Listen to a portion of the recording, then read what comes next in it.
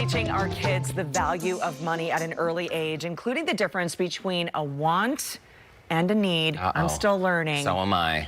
It's very critical as they start to develop those spending habits. And here to explain, private wealth advisor with Ameriprise Financial, Trevor Shakiba. Welcome back to Houston Life. Thank you. And this is something that people feel uncomfortable talking about, money. I'm not sure how this all starts, but you say the first mistake is that people are not even talking about money. Yeah, that's the starting point. And look, I thought with all the kids back in school now, this would be the perfect month to talk not just about education planning and the typical how do you save for college, but also how do you educate your kids and how do you do it and when and all of that good stuff. So the first point is you absolutely have to bring it up. And you'd be shocked. So many families never talk about money.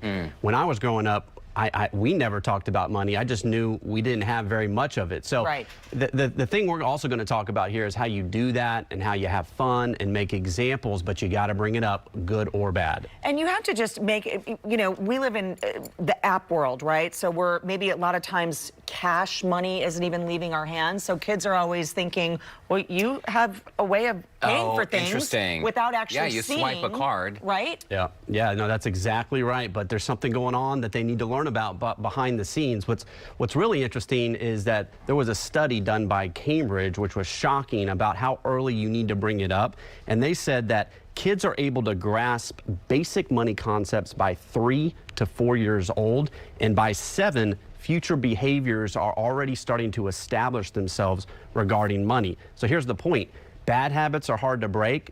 Bring up these concepts much earlier than you think. And Trevor, bringing it up, I mean, just to give us an example, is it just a matter of when you go to the store, talking your kids through what's happening when you do swipe that credit card or write a check if you're one of those check people? Yeah, as simple as that, basic concept. So my third point is saving. Do they understand that you actually have to live below your means and save? So how do you save? How do you do that? Like you said in the beginning, what's the difference between a want and a need? That is very important.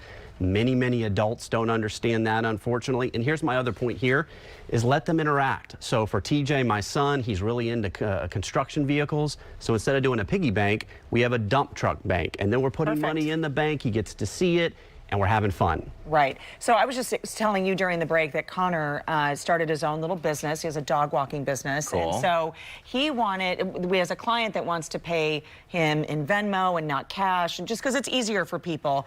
But he's young, he doesn't have Venmo, and so we're trying to give him an opportunity to, you know, roll with the times. Yeah. But I mean, do you want to have your kids operate in cash so they actually see it, right? And understand what's coming in and what's going out? Yeah, I think there's no better way to learn than to start there, literally with dollars and cents, and then potentially advance to kind of our electronic world. But it goes to my next point, as simple as what is an asset and a liability, right? An asset increases in value, a liability decreases in value. Those simple concepts, what better way to learn than to actually do it, to understand that?